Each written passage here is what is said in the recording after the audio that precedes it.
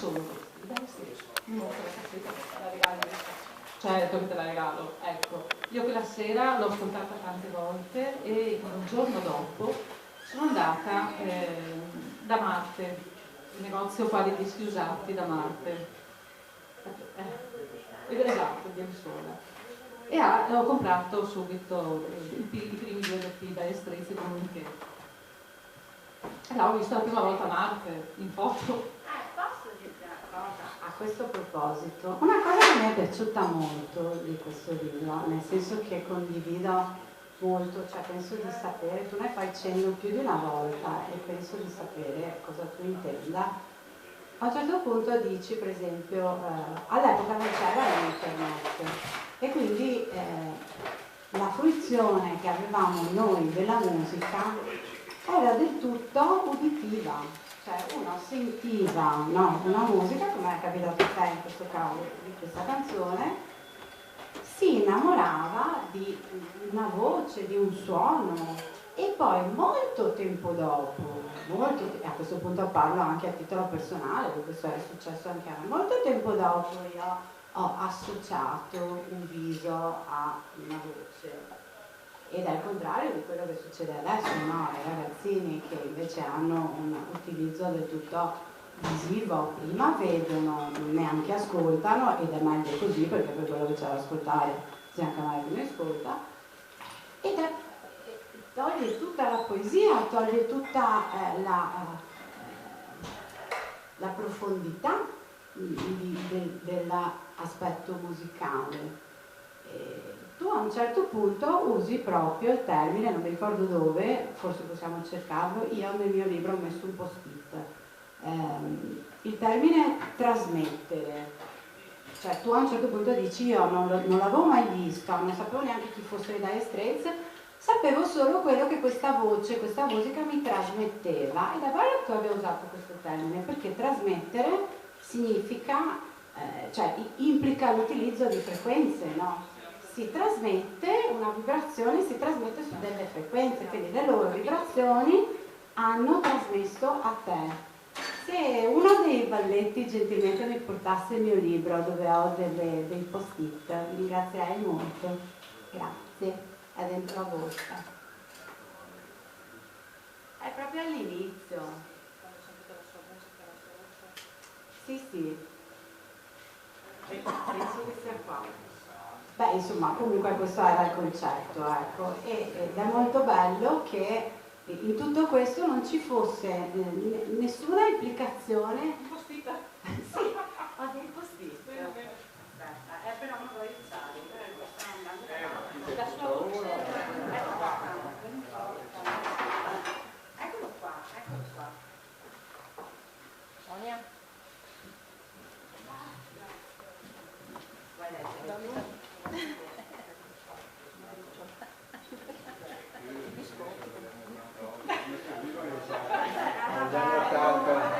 Negli anni 80 leggevi sempre.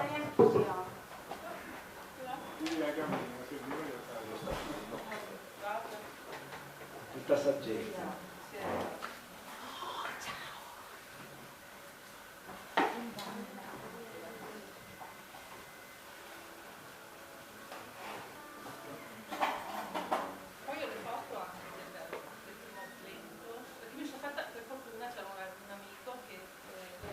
Microfono. Allora, il pezzo che tenterò di leggere con un minimo di serietà. Non mi chiedevo nemmeno se Mark avesse i classici caratteri estetici che potessero interessare una ragazzina della mia età. Ripeto, pensate alle ragazzine oggi. Accettavo e tiravo dritto sulla via dell'istinto. Non mi importava nulla e non ci mettevo la mente, perché era quello che mi trasmetteva che mi sconvolgeva, quello che mi trasmetteva. Ecco, questa secondo me è veramente una frase da 8. E in effetti mi trasmetteva che mi arrivava un pugno allo stomaco e... Andrea? Ciao! Andrea no, è il mio pasticcio. Ma dai! Sì. Dai, bobo! E mi arrivava un pugno allo stomaco e le lacrime cominciavano a scendere. Non capivo perché, però mi succedeva sempre, ogni volta che vedevo, che sentivo la sua musica e sentivo la sua voce, la sua chitarra o vedevo una sua foto, che all'epoca le foto le vedevo solo nei giornaletti d'Olly, Ragazza In e quei giornaletti là per ragazze, no? Avevo il poster dentro l'anta del mio armadio e tutte le mattine mentre mi vestivo guardavo il poster, guardavo i suoi occhi e dicevo Marco, ciao, Marco, vieni da me, Marco, quando vieni? Ma esci. E poi ha vinto.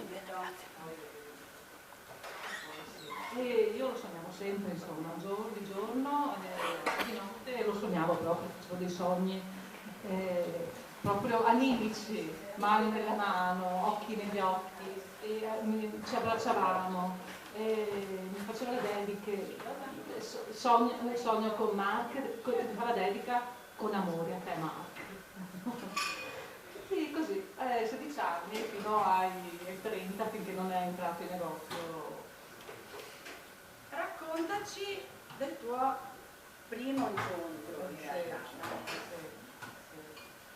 Allora, in realtà non c'ero io in negozio, a parte che prima di questo incontro sono successe delle cose che mi hanno fatto capire che ero sulla strada giusta per qualcosa di meraviglioso, di magico. E ho avuto dei contatti, sono in negozio, entravano delle persone che mi avvicinavano a lui. E una in particolare ha sentito la musica e non era una canzone dei Dire Straits di Marco, ma era una sonora. A un certo punto si ferma e mi fa: ma è Marco Knopfler? Sì, ma come ho fatto a conoscerlo? E fa: ma io sono del management di Londra, del fan club di Londra, dei Dire Straits. Ma davvero? Eh sì, ma parlava in inglese. Ma davvero? Eh sì, ti manderò la foto sua. E infatti dopo un po' di giorni mi è arrivata la sua foto con l'autografo, prestampato però. Però per me era già, figurati, capito? Quindi... Tu hai avuto una serie di segni, di piccoli pezzettini che mettevano delle mattonelle sulla strada, lastricavano un po' la strada che ti conduceva da Mark Knopfler o che conduceva lui a te, giusto? E poi ci aiuterai a capire che cosa possano voler dire. Cioè, se c'è, il titolo del tuo libro è, il sottotitolo è Ho realizzato il mio sogno grazie alla legge di attrazione, quindi poi ci dirai che cosa significa per te aver avuto tutti questi input, okay, che forse hai attirato a te in qualche modo, no? Ma adesso raccontaci dell'incontro. Allora, io non ero in negozio quel giorno, ero appena arrivata a casa. Anche all'epoca non c'erano i cellulari, quindi sono arrivata a casa, ho messo giù la borsa, abitavo a Venezia e squilla il telefono.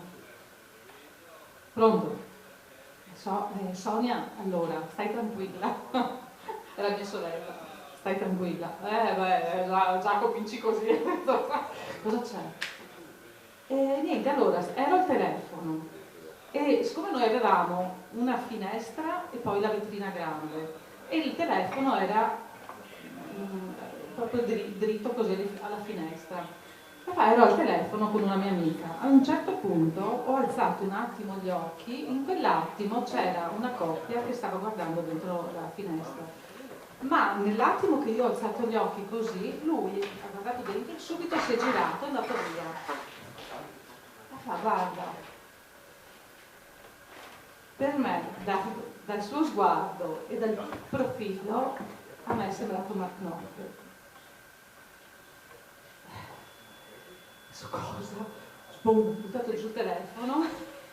Mi fa: vieni subito perché io sono uscita per vedere se era lui, per assicurarmi. Ma loro sono entrati alla Colomba, al ristorante La Colomba, di fronte al negozio c'era il ristorante La Colomba. Vieni subito, muoviti. Ho buttato giù il telefono in 5 minuti. Camminavo così a terra. E sgomitavo tra i turisti, sono arrivata, neanche in negozio, sono andata dritta in ristorante perché c'erano i camerieri che mi aspettavano, perché volevano sapere se era lui o no, avere la conferma. Siccome li bombardavo tutti i giorni con la musica di Mark, e uno, una settimana prima, si è fermato in negozio e mi fa: ma Sonia, ma sempre questa musica ascolti, ma sempre Mark? Ehi, che sia domani o tra 10 anni, io Mark lo conoscerò. Ah, ed è successo dopo una settimana che lui è entrato. Allora questa ragazza è iniziata a chiamarmi strega. E così, allora sono arrivata, i camerieri, allora vieni, qua, io sono arrivata.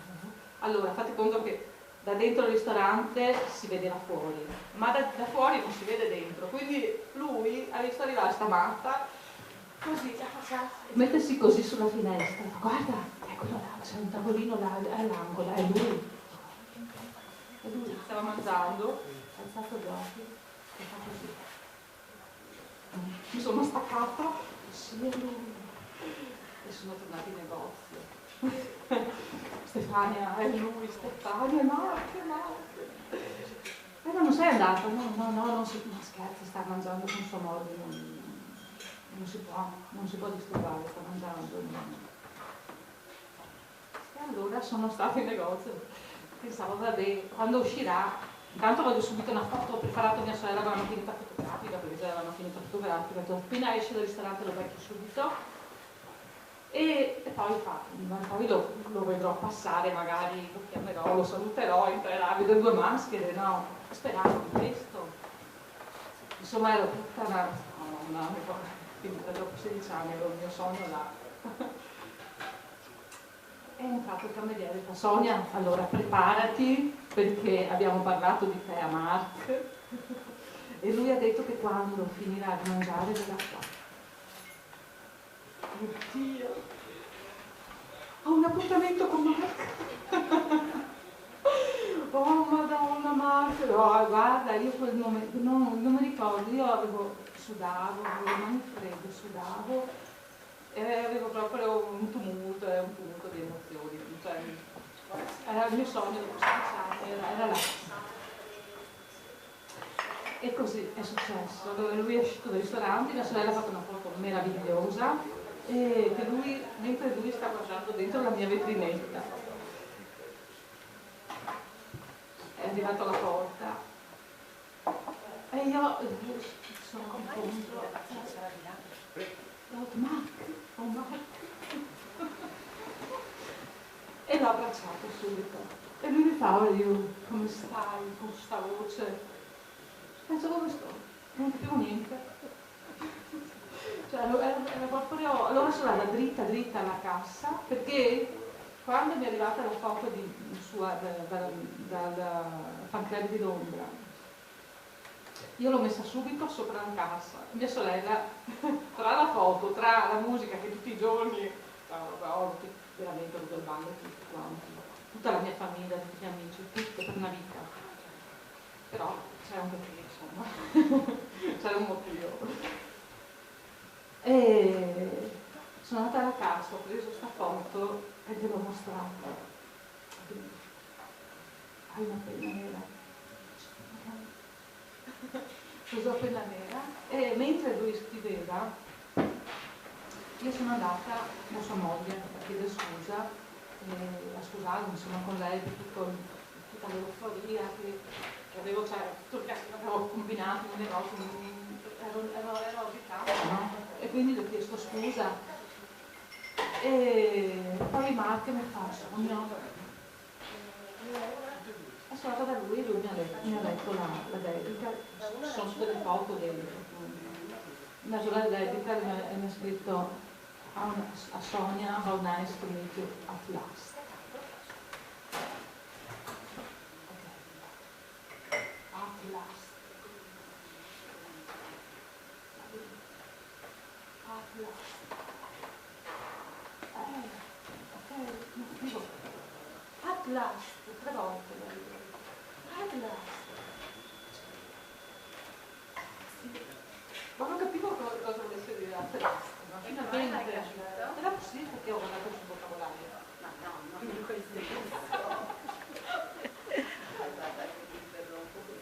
Riprendi fiato. Allora, nice to meet you at last, e cioè, infine, alla fine ci incontriamo, no? Finalmente ci incontriamo. Ma al di là del significato letterale, perché finalmente, secondo Sonia?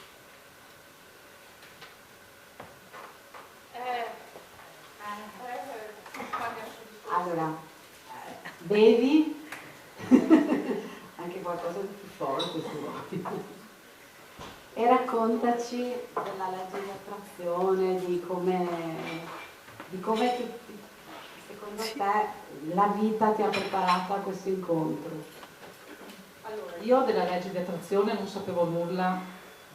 Io ho scoperto di aver vissuto la legge di attrazione durante la stesura del libro. Perché così mi sono accorta, dico, guarda caso, guarda, io per tutti questi anni, tutti quegli anni, in quei 16 anni, io l'ho sognato giorno e notte, giorno e notte. Alla fine lui è entrato nel mio negozio, quindi che cosa è successo? E là ho collegato al discorso della legge di attrazione, perché all'epoca non si conosceva la legge, non si sapeva nulla, non c'erano tutte queste informazioni, non c'era niente. Però in effetti io ho capito che la mia emozione, perché l'universo ti manda quello che ti serve per il tuo percorso evolutivo. Quindi nel mio destino c'era questo incontro, altrimenti non sarebbe successo.